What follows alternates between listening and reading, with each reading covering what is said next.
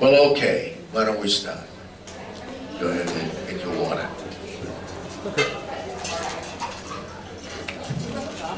Well, welcome everyone to the 46th CALLERLAB Convention.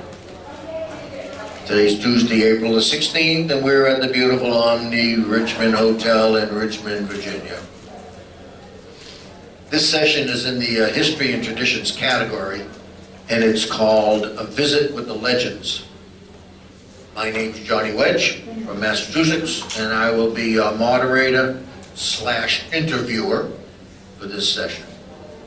We have a very impressive panel here today, and I'll be introducing them very soon. I'd like to remind all of you that this session is being recorded, so when we have the question and comment section and you'd like to talk, please ensure that you use the microphone.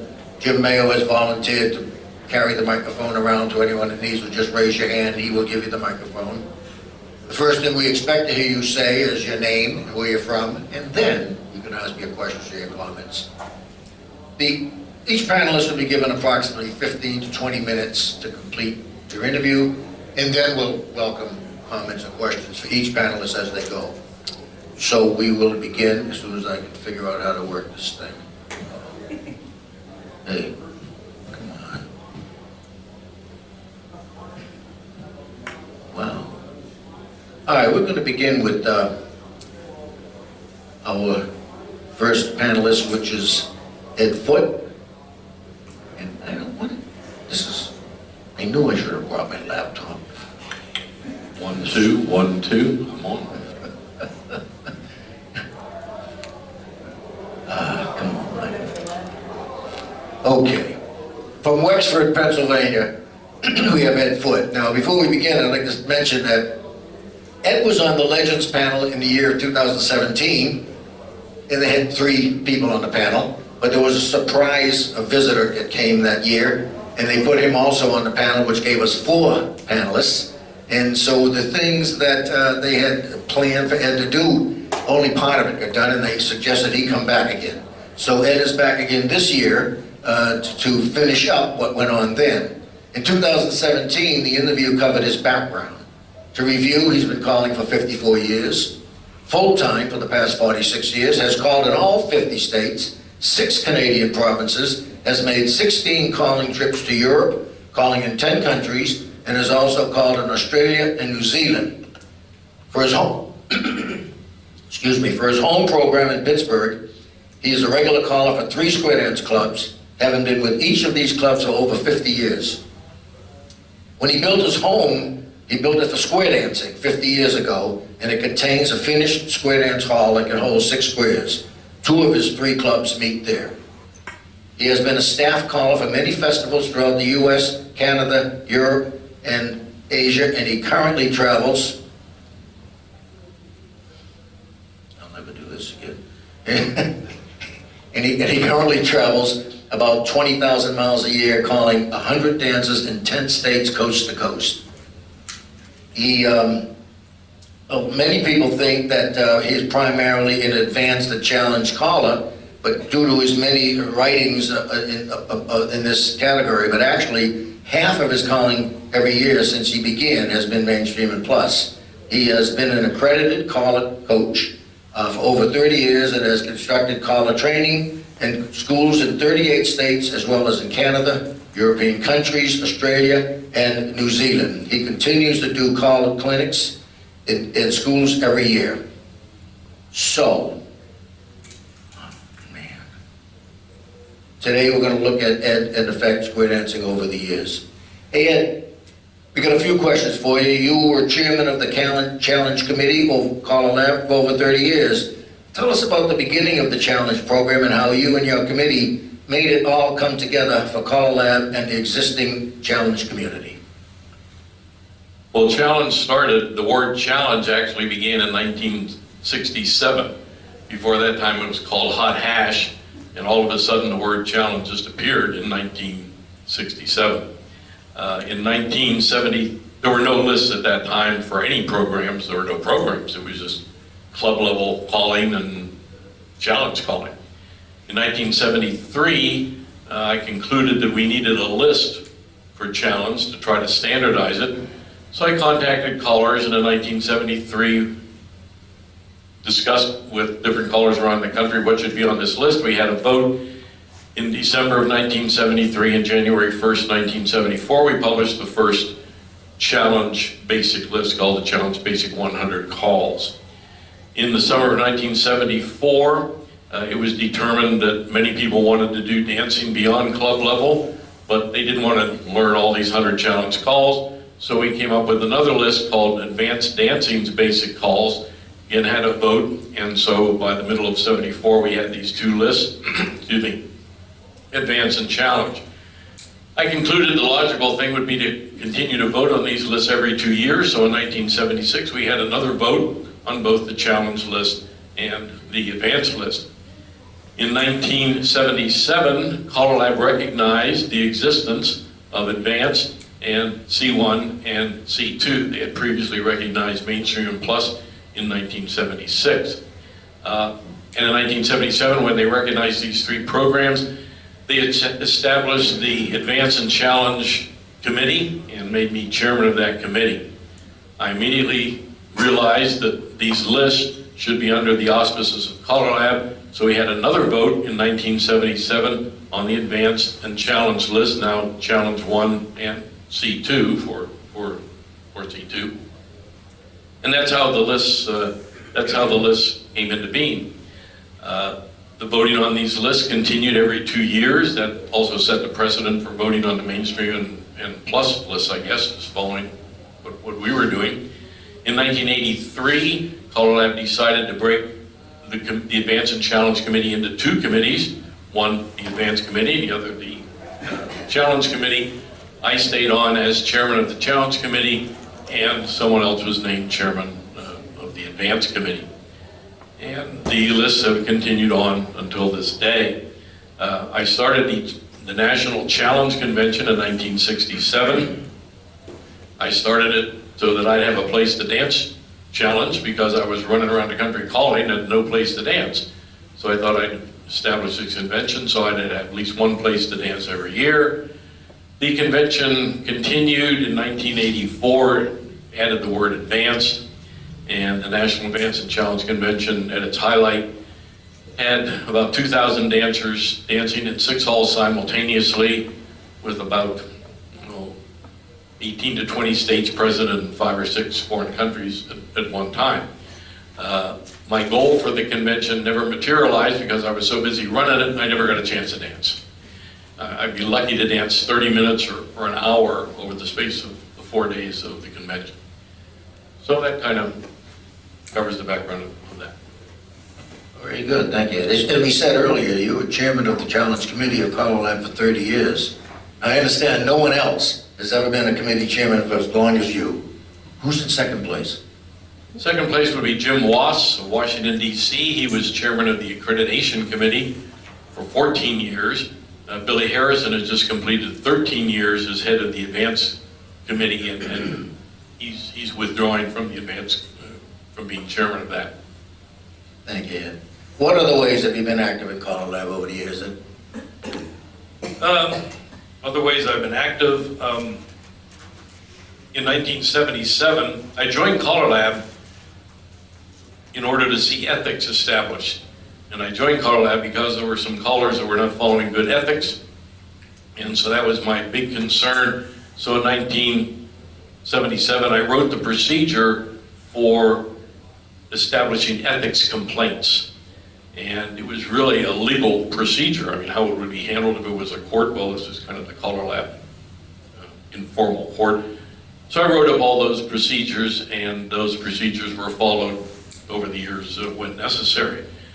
In 1979, I made the suggestion for the CALLERLAB Emphasis Program, which continues to this day to have emphasis calls at Mainstream Plus and Advance. I've attended 44 of the CALLERLAB conventions. I've been a member of 15 committees over the years. I've conducted seminars for CALLERLAB at the National Convention for 16 years and a number of seminars here at this convention. I've served 2 terms on the Board of Governors, and as Johnny said, I was accredited as a caller coach in 1987.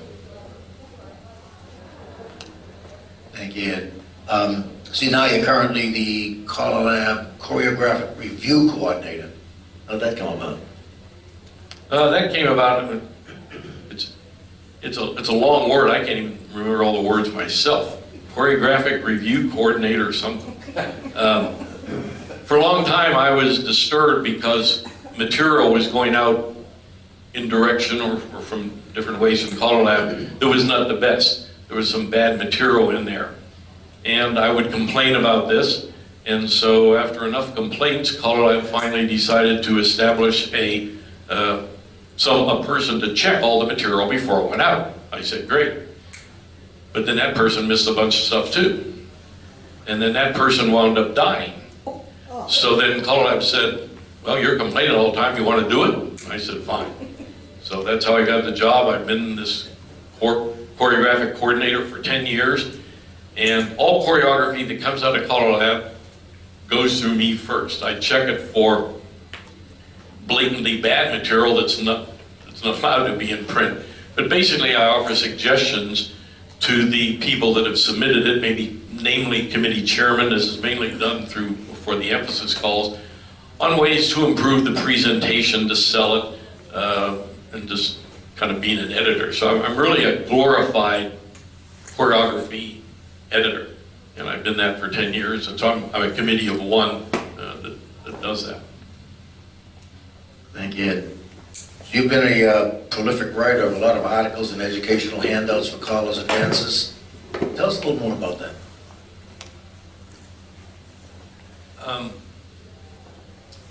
Well, first of all, I started writing my first writings were on sight calling. When I first started to call in 1965, I wanted to know how to sight call, and nobody would tell you how to sight call. He said, oh, just call for a number of years, you'll pick it up on the way.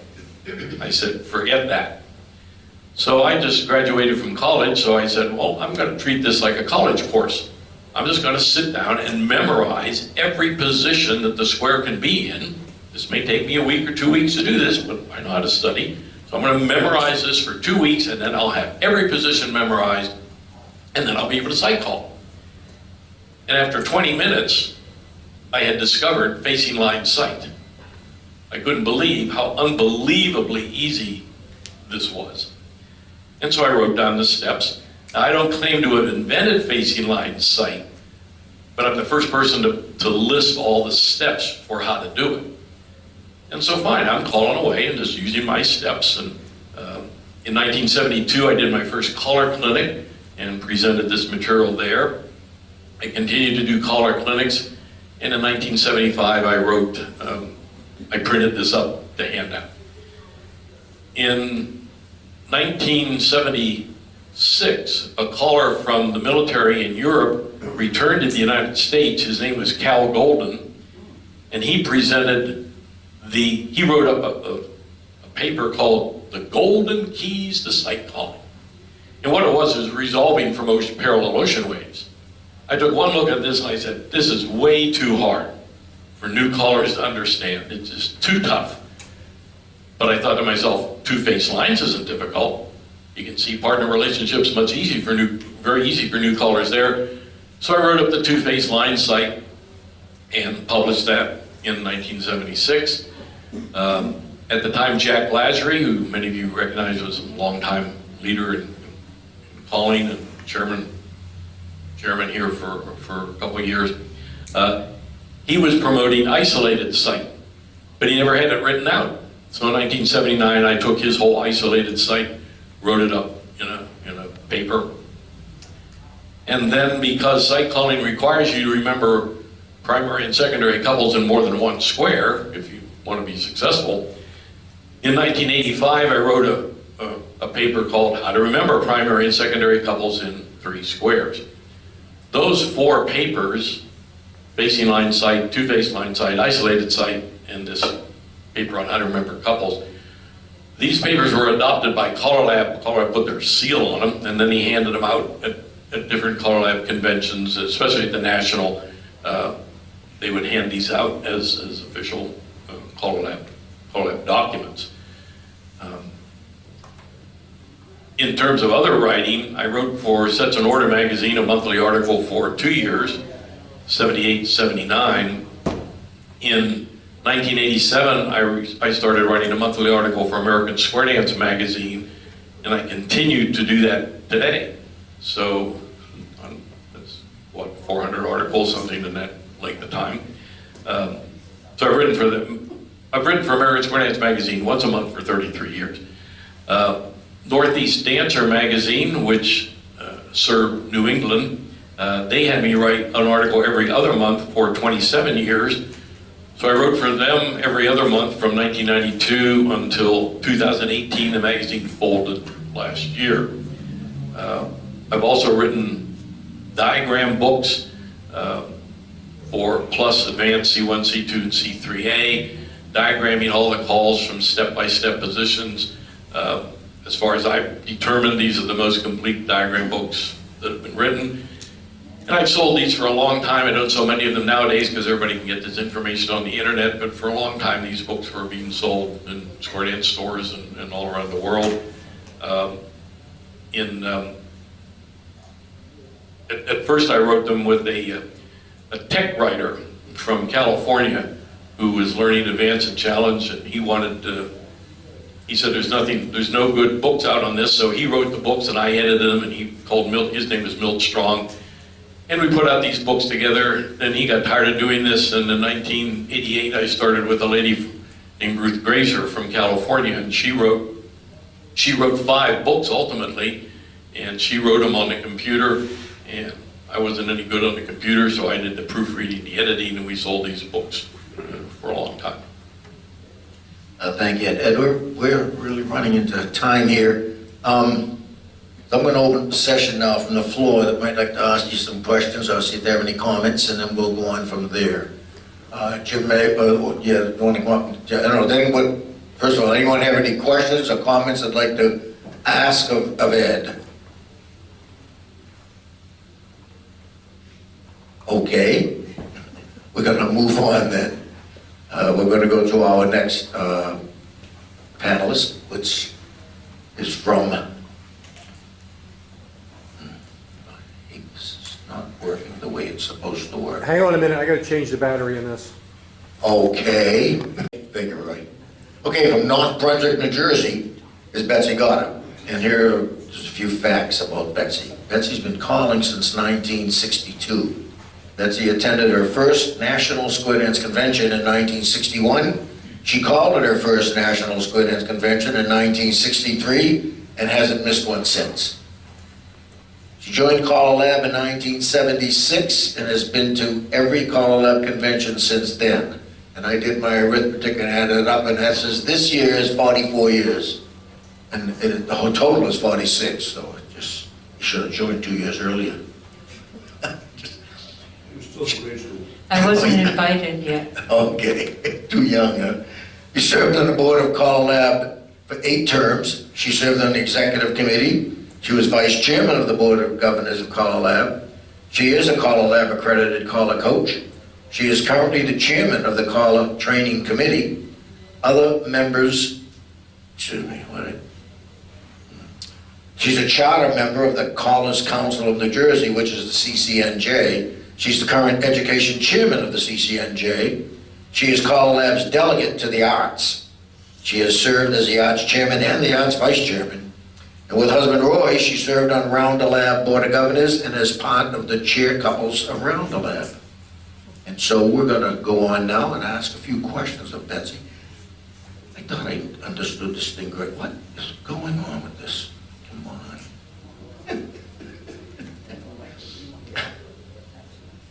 I don't have to replace the battery either. Okay. So how'd you get started attending national conventions, Betsy? And why did you stay so long with the nationals? Here we go. I have eternal optimism. Basically, my parents learned to dance, and I was taught by the same caller who had a program for children at the YMCA in Metuchen, New Jersey. It's funny because everybody thinks, not everybody, but a lot of people who don't square dance think, oh, you must have learned out west. And I'm going, no, I learned right in central New Jersey. And my parents discovered the National Convention in '61. They didn't have a lot of money. We went at the last minute on a shoestring, and I was 12, and they signed me up. They had a daytime program for the kids. And then we were the kids were dancing at night in the youth room. They were also dancing during the day, but I was signed up for this travel program. So after the convention was over, I said, I love the convention, don't ever sign me up for the daytime program again. I want to dance. Then in '62 at the National in Florida, Miami, I had been through a caller school when I was 11 with my dad, because we went to Kentucky Dance Institute, which Stu Shacklet was connected with, and the caller then, who was named Ricky Holden, did a caller school. And when I was 11, I went through caller school. We had to each call a dance at the Saturday dance, one dance, and not a whole tip, just one dance. And after that, I was so stressed, I went outside and cried and said, never. But fast forward to '62, there was a girl caller in the youth room who had an attitude about, I'm a caller, la-di-da. And I was dancing with a cute boy, and I wanted to impress him, so I told him I could do that. And I went home, my dad had a teen club, and I picked up the microphone and never looked back. Never saw the boy again. I think the girl got married at 18 and left square dancing, and here I am. So after '62, I signed up to call in the youth room in '63. And I claim, the reason I say it's a monument to optimism is because every year, each committee would redo what they planned, because it was a whole different committee. So every year you filled out a form, and every year you hoped for a good spot, and every year you paid your money, and sometimes you got the good spot, and sometimes you got the dinner time spot. And it took a long time before I got notorious enough to get some of the good spots. All right, thank you. Then you became a CALLERLAB accredited caller coach. What are your experiences with that?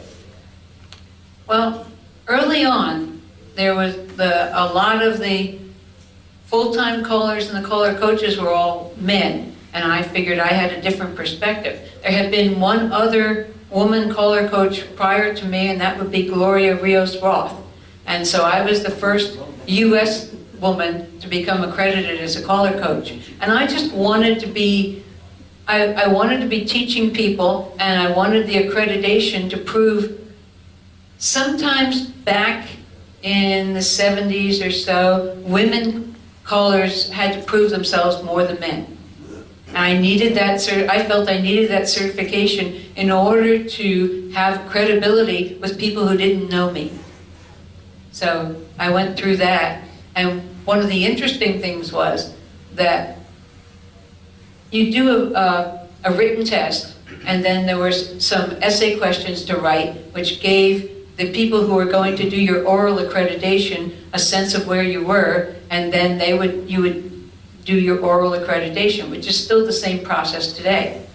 And so I ended up with John Kaltenthaler and Jim Mayo as my oral accreditors, and I was scared to death. And John picked us up. I met John in northern New Jersey. He came over from Pennsylvania. Jim came down from New Hampshire, and we met somewhere in New England. Do you remember where? I think Hartford. Hartford, Connecticut, yeah.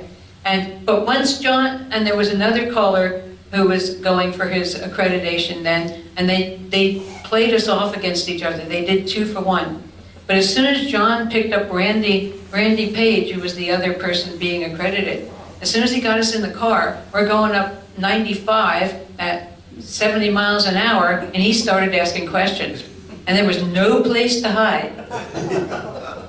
But what I found once I got into the test was it was fun. It was mental stimulation, and the way they would have pick one of us and say, okay, we're talking about how you resolve from lines, and I want you to, Randy, I want you to talk about how you resolve from facing lines and why that's better than the two-face line. And Betsy, I want you to talk about two-phase line resolution and how that's better from facing lines. Now, there's no way that either one is necessarily better, but we had to show why things were happening, so it just showed our knowledge of how to do things.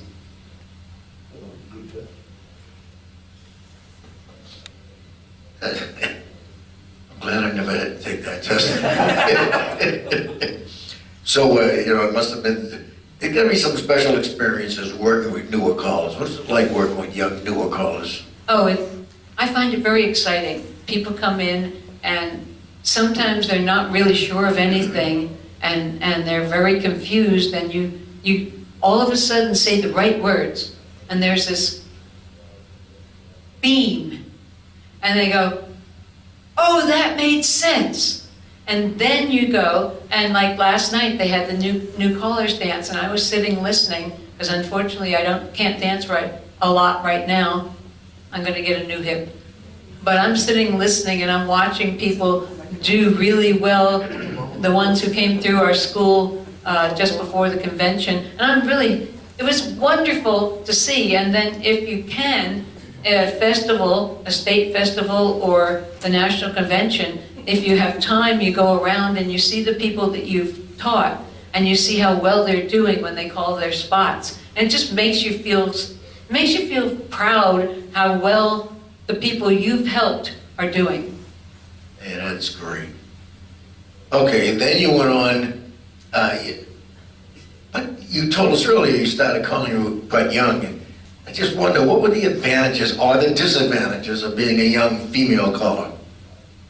At that point, I think the disadvantages probably outweighed the advantages, but because for one thing, people always thought I was a whole lot younger than I was, which now I don't mind. But then sometimes I'm like in my 20s and people thought I was a teenager, and so I didn't have the same credibility to some people, so I didn't necessarily get hired. I watched a couple times people get hired in New Jersey for a club job, and I had taught those people, but I didn't get hired. They did. But however, in the other direction, I was a novelty. So I would get hired for a special night because most of the people in that club had never danced to a woman. So they hired me. Funny story. I was calling, I believe, down in Maryland. And this club had hired me because they'd never had a female caller. And it was a special night. And this man and wife came out. And all of a sudden, they told me, I don't understand why George, I'll give him a name, George. I don't understand why George is not dancing well. George is really a good dancer, and somebody was concerned he might be having, some problem. And then his wife, after about the second tip, leaned over and whispered something to him, and then everything happened. He danced every tip, call really well. What she told him was that he lived in a house with his wife, his mother-in-law, and 3 daughters. He tuned out women when they were giving him commands. The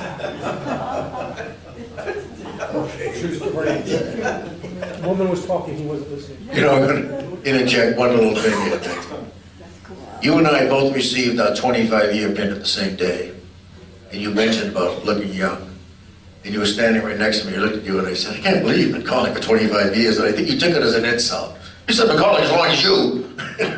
But you didn't. You look like you're only about 19 or 20 years old. You've been calling for 25 years.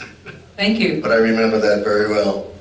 So then you went on to take an interest in the Board of Governors at CALLERLAB. What was so interesting about that service? Why did that come to be? I have a fairly unique background because at Kentucky Dance Institute, we did square dancing, international folk dancing, round dancing, contra dancing, and anything that was remotely connected with the square dance activity. Most of the people on the Board of Governors called, and they called square dancing, and they weren't necessarily connected with everything else. And I knew that the Contra and Traditional Committee, some of them were feeling quite bereft. They were feeling like second-class citizens. That's why at some point some of them formed other groups. But I said, I can get on the board and represent the different aspects of square dancing and the associated dance forms. I never clogged for real, but I at least tried it. And I just had a different perspective, and I thought that would be valuable to the board. Thank you very much, Betsy. Would anyone like to ask any questions or make any comments to Betsy on her talk? Don't be bashful. And your name and Alice Winnick from Long Island, New York.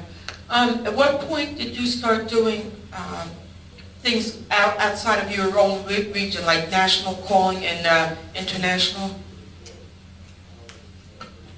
It probably took me longer than a lot of people, again, because I looked young and people didn't necessarily realize I had as much experience.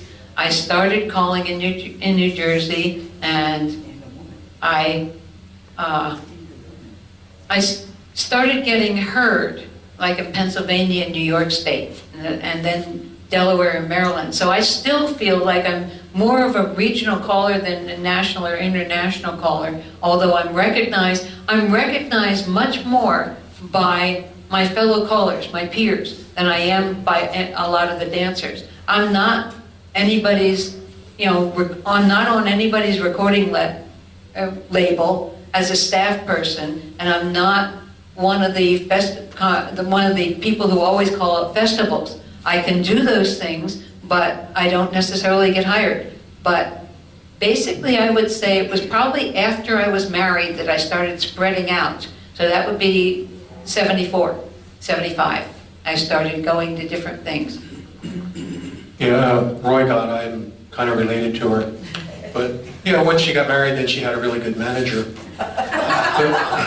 But, True. when we're talking about really having trouble getting hired, a lot because she was a woman, but right around late 70s, early 80s, she started getting things. I remember the first big traveling date was Fayetteville, North Carolina. And we took the job not really knowing where it was, and then when we figured it out, we realized we had a dance the night before and had to drive through the night to get to this late afternoon dance in Fayetteville. So she slept in the back of the van. We get there, it's in an armory. Oh my gosh. Most of you know what the sound is like in an armory. Promenade. So here we had a situation, and it was a Sadie Hawkins dance, which is why she got hired. They needed a female caller, so you have a female voice in an echoey armory, and but somehow we pulled it off. And there were a lot of military there, and they're used to obeying commands from men, not women. And that kind of started her traveling career.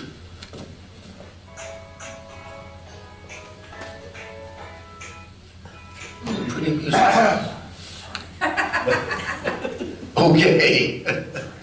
Thank you very much, Betsy. We're going to move on now to our last panelist from Wayne, Nebraska. Actually, I wrote him here, and also from Mesa, Arizona. And I think it's Wayne, Nebraska in the summer, and Mesa in the winter. Summer, it would need, yes, sorry about that. And that is Jerry Junck. Now, let me just tell you a little bit about Jerry. Jerry served on the Board of Governors in CALLERLAB from 1990 to 1999. And then he went back in again and served from 2001 to 2004. He was the chairman of the Board of Governors from 96 to 98. He was vice chairman also from 95 to 96. He served 5 terms on the EC. He is an accredited collar coach and has served on staff of over 40 different collar schools during his career.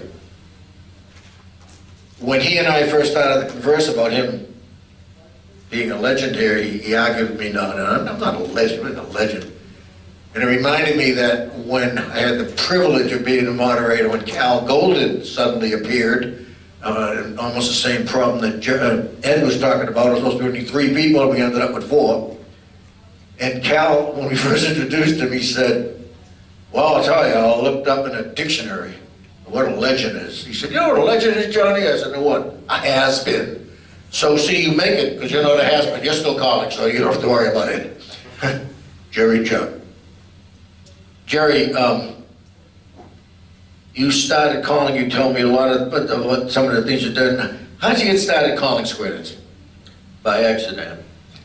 Literally, our town, little town of Carroll, Nebraska, where I grew up on a farm there, in 1966, they were going to have their 75th anniversary, Diamond Jubilee. Every town at that time, when they had a celebration like that, always planned for a square dance on the street. In 1965, setting up for that, our town decided to have a street dance. And in the fall, they discovered there wasn't anybody in town that not only couldn't square dance, they didn't even know a square dancer. So they started a club. And I was a senior in high school that year. The caller happened to be my senior English teacher. And so a bunch of us kids, he was just one of those guys everybody liked. A bunch of us high school kids took lessons with my folks and everybody else in town. Whether he saw me singing along or what, but one night he said, "Why don't you come up and do a singing call?" And I said, "I don't think so." But the next day in school, he brought me 2 records. He said, "Practice them and do them next Sunday night." And I did every Sunday night that winter. And in the summer, I was going to go to college in the same town in Wayne. He worked with me on a calling pattern. And I quite frankly struggled with that. But in the fall, he announced he was going to law school, and he gave me 2 clubs, and that's how I got started. All right, so you told us, Ellen, in your intro there that you held various offices at CALLERLAB. When did you join CALLERLAB? What year, and what has CALLERLAB done for you? Oh, it's opened the world to me. I joined in 1976. At that time, it was an invitation-only thing. I'd been in the Army and met a guy, a caller out in Denver, or in Colorado Springs, named Fred Staben. Fred was a member early on, and he invited me, so I went in 1976 and joined. Good. I know we listed that you were a chairman, a past chairman, a past vice chairman. What about committees? Were you on any other committees? First, I was on the Rural Area Considerations Committee, and then later I was on the Foundation Committee. And I was on that actually for quite a while, even after I became on the board. Good. And when were you first elected to the board? I think 1991, is that right? And you served 4 terms on the board? Yes. And 3 on the executive committee. You served as vice chairman 1 year, chairman of the board for 3 years. What'd you learn by being on the board as chairman? Not to ever do it again? The 2 years that I was chairman were a little bit tumultuous. I think that being kind. The one thing I learned about being on the board was to taught me to listen. All of us have tunnel vision. I don't care who you are. You can be open-minded. And yet I would sit in, I know how I'm going to vote on this agenda item. And I would sit in the board meeting and somebody said, "But that would negatively impact us this way." And it really taught me to listen, that there was more than one side to every argument. When I was chairman of the board and it was very tumultuous, it taught me how to deal with personalities and how to try to keep peace. How's that? Which was a challenge. It was a challenge. Well, like the first 2 panelists, you also are called a coach. I guess it became one in 1991. Why'd you make that decision to become a caller coach? Well, I felt there was a need for it. Every year I'd go out to Colorado and call a weekend with a friend of mine, and he was working with Frank Lane. So I would go a day early and sit in on the caller school, which is really the first time I'd ever seen an active caller school, and it was with Frank. And Frank really encouraged me to get into it. So did Darrell Clendenin, John Jones, and Jim Mayo. They all talked to me about being a coach. Okay. Yeah, they did. And the interesting thing about being a coach is kind of like teaching lessons. How can you put into words, how can you articulate what we do in people's terms? Okay. So you became a full-time caller in 1985, gave up the farm, And was it then that you became a recording artist? It was. I started recording for Daryl Clendon and Chinook Records. And how many miles do you drive each year because of screenings? Well, now, I went to Arizona in 1991 to do a winter program. I've been there 28 years. So now I drive basically from April 1st to October 1st. Last year I drove 55,000 miles. Well, and I thought I didn't only do 10,000. How many years have you been doing Mesa, you just said? 28 years. I've been in Mesa. I have a square dance program in Mesa. So what's given you the most satisfaction over the years? Friends. Very simply. That's what CALLERLAB has done. I remember sitting in the first time I came was in 1976. When we lived in Carroll, Nebraska, we never saw a traveling caller come through ever. Just didn't happen. The only one I remember coming through was John LeClaire. And so my knowledge of what was going on in the country came through Sets in Order magazine and the Sets in Order premium albums. When I went to that first convention, everybody that I had read about was in the room. Everybody. That's gonna be It was intimidating. It's gotta be. So you already mentioned a whole bunch of names. Has anyone in particular helped you over all these years? And if so, how have they helped you? Well, you don't have longevity without help. And I wrote some of these out. Everybody helps you in different ways. Everybody, but I have a whole list of names here. Daryl Clendon, Jerry Haig, Gary Shoemake, Ken Bauer, John Quaiser, Dennis Kelly, Dave Chambers. He was my high school teacher. Jim Mayo, John Jones, Tony Oxendine, Burl Main, Mike Seastrom, Matt and Bob Worley, Bob Osgood, Frank Lane, and somebody who really helped me in a quiet way was Marshall Flippo. In a quiet way. In a quiet way, yeah. Okay. Well, the thing about Flippo, he became one of my dearest friends. And he was the most common man I ever met, bar none. And you could ask Flippo a question and he would give you the smart aleck answer. And then he would give you the real answer. And it was really interesting because if you'd ask him, he'd tell you. I asked him about traveling. Do you stay with people? Do you stay in motels? What do you do for laundry? Things like that. And simple things. He said, like, well, when you put your shirt in the back of your car, he said, put them on a hanger the same way. And when you wear one, turn it backwards, and you know you wore it. It's a true story. But there's a lot of others too. I can't say those. All of these questions that we are asking here, pre-rehearsed. I mean, they knew I was going to ask these questions and they were ready for the answers. But there's one more I'm going to ask. Well, actually, I did tell Jerry last night I was going to do it, but there was a story you were traveling and your wife was traveling with you and you entered the town because you had to call there. And there wasn't a single motel room or hotel room available in the entire town. And someone told you about another place you could go to get a room for the night. Tell us about that. When I got invited to go to Arizona in 1991, you had to audition for that at the time. And I told my wife, I said, I can't make that decision on my own. I mean, it means changing homes, second place to live, all that stuff. So I said, you got to go along. I said, we got to fly out of Kansas City. We'll be down there 4 days for the audition, but I got 5 more days I can get you home. Now that's a century for Sharon. 9 days is a century on the road.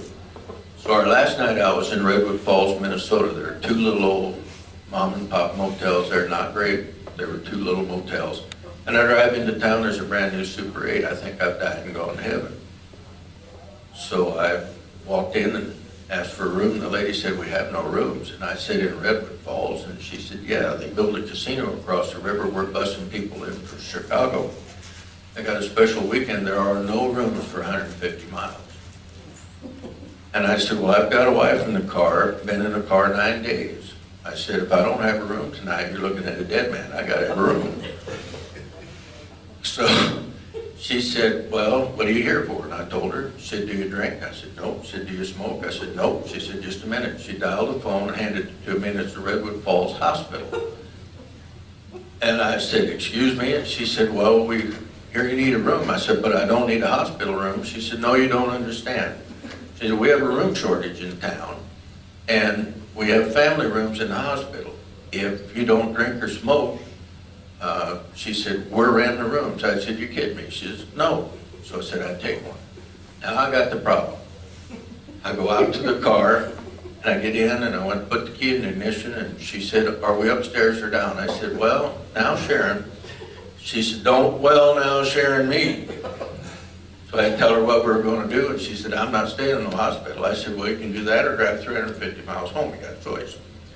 So she consented to see it. So anyway, we went in, took the room, and she wasn't going to go to the dance, and then decided she might wake up in surgery, so she went to the dance.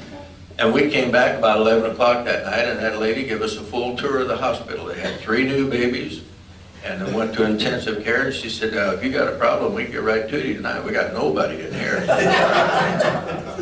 So I just get to bed, and she's knocking on the door, so I go back to the door, put my clothes on, went back to the door, and she said, what would you like for breakfast? I said, breakfast. She said, goes with the room. It cost me $25 in 1991 for that room, included breakfast. But Sharon has not done a lot of traveling with me since that time. That's adorable. I love it. It's a true story. Gotta be true, you couldn't make that one up. Would anyone like to ask any questions of Jerry, any comments on any of them, actually, the people who have spoken today? I mean, how can you, what can It's been a great ride. I questioned being interviewed as a legend. I'm usually sitting where Johnny is. But it's been a great ride. It's a wonderful activity and wonderful friends. We have friends by calling square dances or square dancing. We have friends not only in the United States or in our state, we have friends all over the world. And I don't think we really understand, yes, how valuable that is. That's a good way of saying it, yes. Yeah, that's right, friendship is I wonderful. thank you for the privilege. I cut Ed short because I thought we were going to run out of time. Because there was one other question we were going to ask. I'm going to go back to it now, Ed, because we do have time. You had talked about some audio and video presentations you had done that you'd like to tell us about. Well, for challenge dancing, back in the 70s, there were very few challenge callers. And so people wanted to learn it, but didn't know how to, but there was no caller available to teach them for hundreds of miles. So the callers that were calling it started to put out teach tapes, audio cassette teach tapes, and they would sell these, and tape groups formed all over the country. People were complaining to me that they get these teach tapes and they're fine in theory, but the teach tapes go through 1 lesson, 2, 3, 4, 5, 6, and what they learned the first couple nights and they never hear again. And so they were disappointed in when they got the end of teach tapes, what they knew. So I thought to myself, well, why don't I try to make a set of teach tapes? But I didn't have time to handle the nitty-gritty of processing orders and this kind of thing, so I teamed up with a dancer from Ohio named Dale Garlock, and I said, would you handle all the processing of the orders and that kind of thing? He said, fine, but if I'm going to do this work, we're going to make these tapes on sound educational principles. He was a high school principal, subsequently became superintendent of a whole bunch of schools. I said, fine, you tell me what the principles are, we'll do it. And he said, well, it's repetition. You must repeat over and over. So we made our teach tapes, and it would be 2 sets of instructions or three teach tips of about 10 minutes each, then a review tip. Then you have 2 more teach tips. And then you have a review of those teach tips, and then a big review of the previous. And you just keep doing that all the way through. 2 or 3 teach tips, 2 or 3 teach tips. I'm gonna change that word. Easy for you to say. Yeah. And then a mini review, and then a big review. Well, everybody loved this, and so my tapes wound up being used all over the world. A lot of people bought the tapes simply for the review tips. They already knew the calls, they wanted the review, and they didn't want the review to be real heavy like a dance. So this worked out well. Subsequently, I made a couple videos for dancers. I made a mainstream teach video and an advanced teach video, and I also made a videotape for a couple of videos for callers, one on choreography and one on sight calling. Of course, the expert on videos is Betsy. She made all sorts of videos, far better than mine. Yeah, basically, I took over teaching for a club because their caller moved away, and there was a couple in this club who, he was a powerful attorney and traveled a lot, so he missed some of the lessons, and they bought whatever basic or mainstream teach tapes were on the market at that point in time, and they said, well, these are good, but Betsy's a better teacher and we can do a better product. And they came to us and said, why don't we get together and put out a video?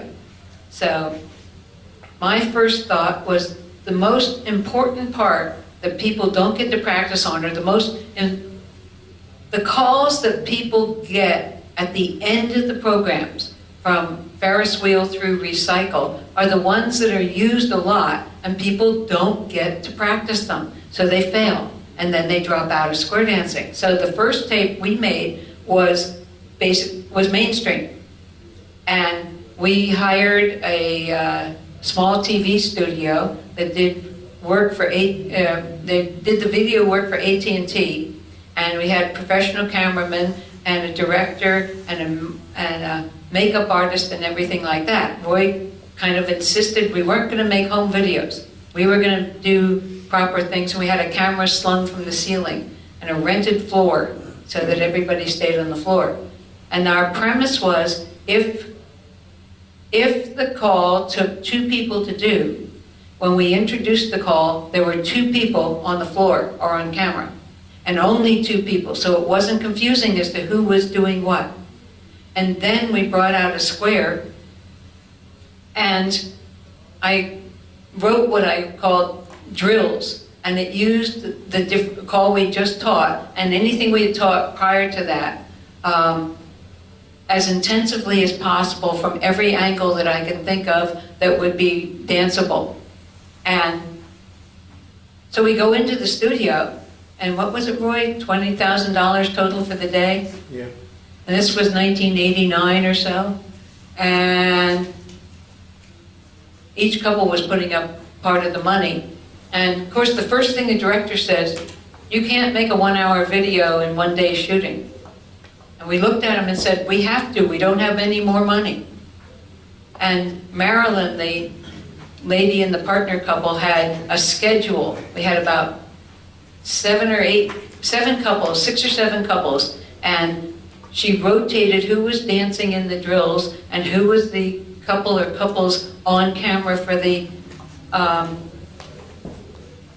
teach, for the introduction, and everybody had a different color outfit, and we researched what colors would show up on the camera well, and she just rotated everybody through all day. And the director learned about square dancing, and I learned about how to read from a script and to turn and hit my mark, so I faced the camera. And funny things, the director, Roy was in the director's booth as a technical advisor. If we messed up, he would tell the director, because the director wouldn't know. He missed one, and the 2 guys bumped shoulders when they were doing a run in the center, and it's still in the videos today. But it wasn't that bad. But the director said, okay, with the couple in turquoise, take a half step backwards 6 inches. And they did. And he said, oh my God, you did just what I said. And I said, yeah, their hobby's following directions. And that's partly how we got the video done in one day, because the dancers followed directions. And they were sold for quite a while. We first made mainstream, then we made the second half of basic. Actually, no, then we made plus, then the second half of basic, and finally we made the first half of basic, which I never achieved my goal to get it into schools, but part of the reason, we had some of the children of the people who were in the first video dancing in the last one. And they were quite young at the time. It was very funny.